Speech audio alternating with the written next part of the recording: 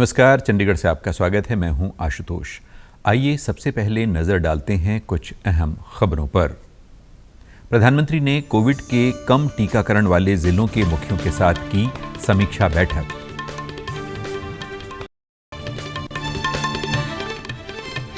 केंद्र सरकार ने पंजाब, हरियाणा समेत देश के 9 राज्य और केंद्र शासित प्रदेशों में डेंगू पर नियंत्रण के लिए सहायता उपलब्ध करवाने और समीक्षा हेतु भेजी टीमें।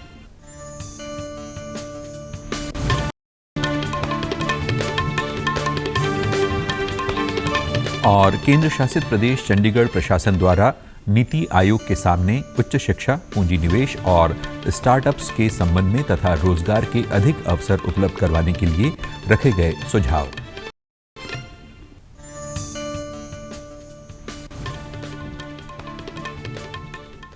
अब समाचार विस्तार से।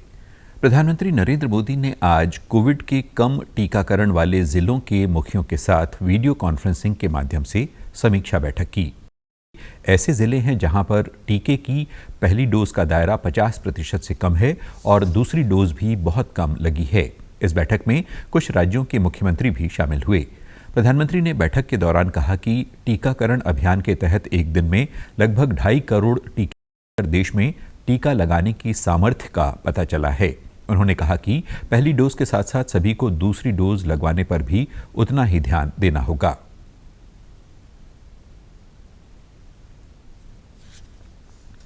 आपके क्षेत्र के जिन लोगों तक तय समय पर यानी पूरा होने के बावजूद दूसरी डोज नहीं लगी है, उनसे भी हमें प्राथमिकता के आधार पर संपर्क करना होगा, उन्हें दूसरी डोज लगवानी ही होगी। साथियों, सब वैक्सीन मुफ्त वैक्सीन अभियान के तहत हम एक दिन में करीब 2.5 करोड़ वैक्सीन डोज लगाकर दिखा चुके। हमारी ताकत का हमने एहसास कर लिया है। ये दिखाता है कि हमारी कैपेबिलिटी क्या है, सामर्थ्य क्या है। नरेंद्र मोदी ने कहा कि अब हर घर टीका, घर घर टीका जज्बे के साथ पहुंचना है। उन्होंने कहा कि वैक्सीन के संबंध में धर्म गुरुओं के संदेश को भी जनता तक पहुंचाना है।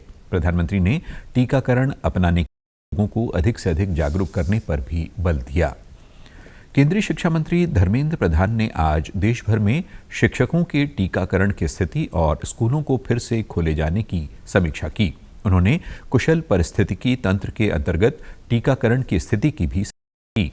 श्री प्रधान स्कूलों को फिर से खोलने की दिशा में आगे बढ़ने के लिए सक्षम वातावरण सुनिश्चित करने के लिए शिक्षण स्टाफ और गैर शिक्षण कर्मचारियों की टीकाकरण की स्थिति की नियमित रूप से निगरानी कर रहे हैं। उन्होंने देश में बड़े पैमाने पर हो रहे तेजी से टीकाकरण की नजर शैक्षणिक संस्थानों में सामान्य स्थिति और चहल पहल को फिर से बहाल करने की आवश्यकता पर जोर दिया।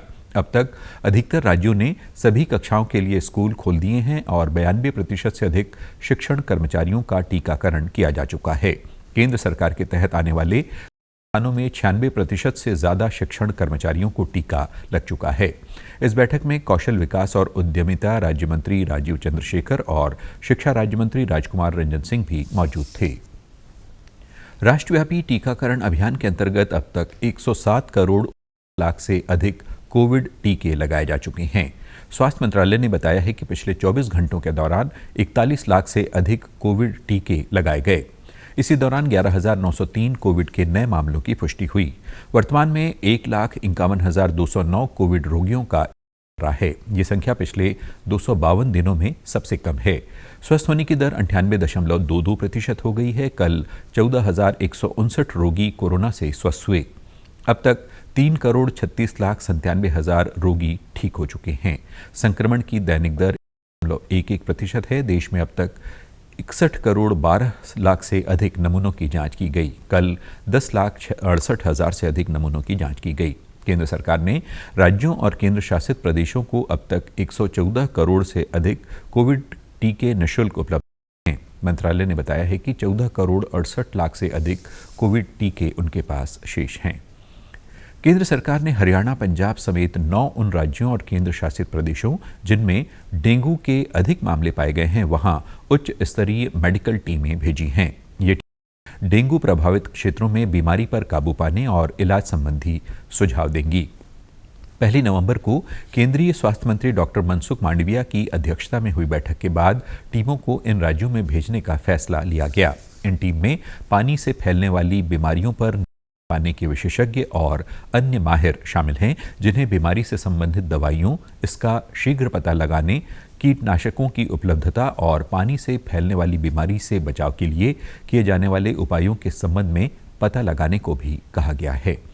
केंद्रीय स्वास्थ्य मंत्री ने एक वक्तव्य में कहा है कि अब तक देश में डेंगू के 1,16,991 मामले सामने आए हैं। 15 राज्य इस बीमारी से विशेष रूप से प्रभावित हैं। उल्लेखनीय है कि इस वर्ष पंजाब, हरियाणा और केंद्र शासित प्रदेश चंडीगढ़ में भी डेंगू के मामले गत वर्षों के मुकाबले बहुत अधिक हैं। केंद्रीय विज्ञान और टेक्नोलॉजी राज्य मंत्री डॉक्टर जितेंद्र सिंह ने मोहाली के 2 संस्थानों में तकनीकी क्षमता से भरपूर सुविधाओं की शुरुआत की। नेशनल एग्री फूड बायोटेक्नोलॉजी संस्थान नाबी में केंद्रीय मंत्री ने कंप्यूटर प्रणाली की शुरुआत की, जो telemedicine, digital data, artificial intelligence जैसी सुविधाएं उपलब्ध करवाने में मददगार होंगी। इस अवसर पर संबोधित करते हुए उन्होंने कहा कि टेक्नोलॉजी से भरपूर इस सुविधा से महत्वपूर्ण डाटा एकत्रित करने की सुविधा होगी। जितेंद्र सिंह ने कहा कि इस सुविधा से विभिन्न क्षेत्रों में हो रहे शोध में मिलेगी। मोहाली स्थित Indian institute of science education and research में मंत्री द्वारा एक ऐसी सुविधा का उद्घाटन किया गया जो स्टार्टअप्स में विश्व स्तरीय शोध सुविधाएं उपलब्ध करवाएगी। केंद्र शासित प्रदेश चंडीगढ़ के प्रशासन द्वारा नीति आयोग के साथ उच्च शिक्षा, पूंजी निवेश और स्टार्टअप्स के संबंध में तथा रोजगार के अधिक अवसर उपलब्ध करवाने के लिए सुझाव रखे गए हैं, जिन्हें मंजूरी देने की अपील की गई है। चंडीगढ़ में ऐसा प्लेटफॉर्म तैयार किया जाएगा जो उच्च शिक्षा, उद्योग, निवेशकों, स्टार्टअप्स और सरकारी के सहयोग से काम करेगा। रोजगार के अधिक से अधिक अवसर पैदा करने की दिशा में भी काम होगा। इस संबंध में प्रशासक बनवारी लाल पुरोहित की अध्यक्षता में चंडीगढ़ के अधिकारियों ने नीति आयोग के अधिकारियों के साथ बैठक की। नीति आयोग की तरफ से सदस्य प्रोफेसर रमेश चंद बातचीत में शामिल। इस प्रस्ताव के तहत एक ऐसी प्रणाली विकसित करने का सुझाव है जहां पर सभी विभाग मिलकर काम करेंगे ताकि विकास सुनिश्चित हो सके। चंडीगढ़ के स्कूलों में 14 और अटल टिंकरिंग लैब स्थापित करने का भी सुझाव है। हरियाणा सरकार ने प्रशासनिक सुधार विभाग की शिक्षण इकाई द्वारा किए जा रहे कार्य मूल्यांकन के काम को सुचारू बनाने के लिए नई स्टाफिंग नीति सृजित करने के प्रस्ताव को मंजूरी दे दी है। मुख्यमंत्री मनोहर लाल की अध्यक्षता में हुई मंत्रिमंडल की बैठक के बाद राज्य के खेल एवं युवा मामले राज्य मंत्री संदीप सिंह ने को बताया कि स्टाफिंग नीति राज्य में सरकारी कार्यालयों के लिए अधिकारियों और कर्मचारियों के नए पद सृजित करने के लिए मानदंड तय करेगी।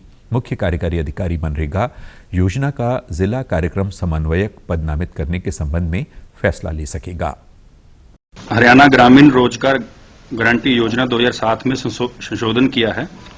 पहले ये डीआरडी अंतर्गत होता था, अब ये सीईओ जिला परिषद और उसके द्वारा किया जाएगा मुख्यमंत्री मनोहर लाल जी के विकास व पंचायत विभाग के लिए। अब देखिए कि इसमें सभी अच्छे तरीके से मनरेगा योजना, जिला कार्यक्रम वगैरह इसमें आएंगे और ये अब सीईओ जिला परिषद के अंतर्गत ये किया जाएगा। संदीप सिंह ने बताया कि अगले 6 महीनों के लिए मुख्यमंत्री को मंत्री परिषद की शक्तियां प्रदान करने के संबंध में आबकारी एवं कराधान विभाग के प्रस्ताव को स्वीकृति प्रदान भी की गई है। इसके अलावा पंचायती राज संस्थाओं और शहरी स्थानीय निकायों और बोर्डों के संबंध में भी फैसले लिए गए हैं। पंचकुला की तनिका ने ऐसे पटाखे बनाए हैं जिसमें से धुआं नहीं, पेड़ निकलेंगे। ये छोटा सा परिवर्तन बड़ा बदलाव ला है। ये कहना है पंचकुला की तनिका बंसल का, जो इस दिवाली कुछ खास कर रही हैं। तनिका पेशे से इंटीरियर डिजाइनर हैं और इन्हें दिवाली पर खास बीज वाले पटाखे इन्होंने बनाए हैं। ये पटाखों की शक्ल में पैक किए गए बीज हैं जो दिखने में तो आम की तरह हैं, लेकिन ये खास हैं क्योंकि इन्हें आप सीधे मिट्टी में बो सकते हैं। हमने इस बारी दिवाली पे बीज पटाखा, बीज की बत्ती और तोरण बनाई है। ये हमने ये सोच के किया कि क्यों ना हम कुछ एनवायरनमेंट के लिए करें, फेस्टिवल भी सेलिब्रेट हो जाए और लोग भी खुश हो जाए और हमने बीज घी बत्ती बनाई है, उसका भी जो वो कंटेनर होता है नेक्स्ट डे वो नदियों में बहा देते हैं, उससे होता है प्रदूषण। उस चीज़ को कवर करने के लिए हमने उसे प्लांटेबल बनाया है। नेक्स्ट डे आप उसे प्लांट करें, गमले में लगाएं और वो एक पौधे में उग जाएगा, जिससे फिर हमें हमारे प्रदूषण में और एनवायरनमेंट को हेल्प करेगा। तनिका ने पटाखों के मुताबिक ही सीड पटाखे बनाए हैं, जिनमें अलग अलग तरह के बीज भरे गए हैं। जैसे चक्री में फूल के बीज डाले गए हैं, आलू बम में सब्जियों के बीज, फूलझड़ी में फूल के बीज और अनार में अनार के बीज तनिका ने बीज डाले हैं। पटाखा बनाया है, वो शेप पटाखों की है, पर उसमें हमने बीज डाले हैं। जैसे चक्री में हमने फूलों के बीज डाले हैं और हमने नाम से ही उसको रिलेट किया है। जैसे अनार में हमने फ्रूट के सीड्स डाले हैं और ऐसे ही हमने अलग अलग तरह के पटाखे बनाए हैं। तनिका ने सीड पटाखों पर 5 से 6 महीने रिसर्च की, जिनके इस्तेमाल से न सिर्फ दिवाली को पॉल्यूशन फ्री बना सकते हैं, बल्कि त्योहार के बाद इन सीड्स को पेड़ में बदलते भी आप देख सकते हैं। कोरोना वायरस का खतरा अभी टला नहीं है, इसलिए सभी है कि बाहर जाने के समय मास्क जरूर पहनें, सामाजिक दूरी बनाए रखें, बार बार अपने हाथ साबुन से धोएं और सैनिटाइजर का इस्तेमाल करें। वैश्विक महामारी कोविड-19, जिसका कहर संपूर्ण मानव जाति को अपनी आगोश में ले चुका है।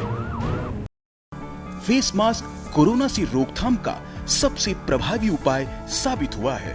विश्व स्वास्थ्य संगठन और विशेषज्ञों की शोध का भी यही निष्कर्ष है कि मास्क से मुंह और नाक को अच्छी तरह ढककर कोरोना संक्रमण को कम किया जा सकता है।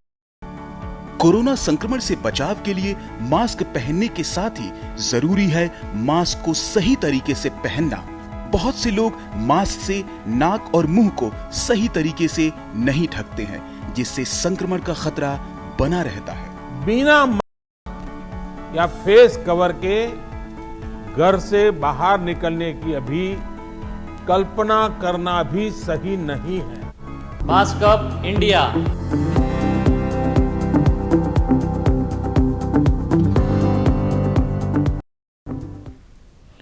और आप हमारे समाचार YouTube channel DD news Chandigarh, Facebook DD news Chandigarh और Twitter handle DD news CHD पर भी देख सकते हैं। इसी के साथ चंडीगढ़ से समाचारों का सिलसिला समाप्त होता है। अब मैं बाहर जा रहा हूं तो अपना मास्क पहन रहा हूं। आप भी घर से बाहर जाएं तो मास्क जरूर पहनें। नमस्कार।